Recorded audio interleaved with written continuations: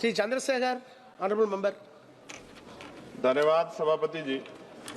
नाभिकीय ऊर्जा कोई साधारण क्षेत्र नहीं है। यह सीधे सीधे जन सुरक्षा, पर्यावरण और आने वाली पीढ़ियों से जुड़ा विषय है।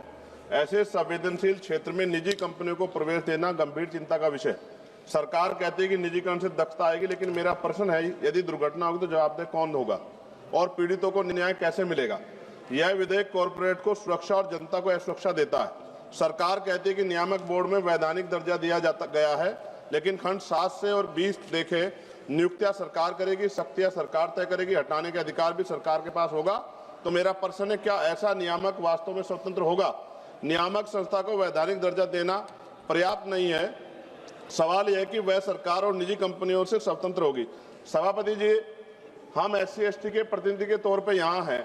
पिछले जितने सेक्टर प्राइवेट हुए हैं, उनसे SC/ST OBC के कर्मचारियों को चुन चुन के निकाल दिया प्राइवेट सेक्टर के लोगों ने। तो जब ये प्राइवेट हो जाएगा, निजी क्षेत्रों में चला जाएगा, SC/ST OBC कर्मचारियों के अधिकार की रक्षा होगी, इस बात की गारंटी सरकार को देनी चाहिए।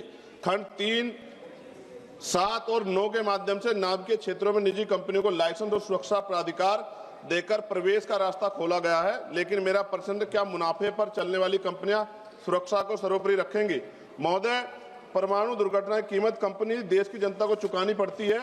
खंड 11 से 15 स्पष्ट करते हैं कि नाभिकीय दुर्घटना की स्थिति में जवाबदेही को सीमित और नियंत्रित कर दिया गया है। यह विधेयक 2010 के नागरिक नाभिकीय दायित्व कानून की मूल भावनाओं को कमजोर करता है। खंड 12 और 13 में प्राकृतिक आपदा, आतंकवाद जैसे वाहनों के तहत देयता से छूट और सीमा तय की गई है।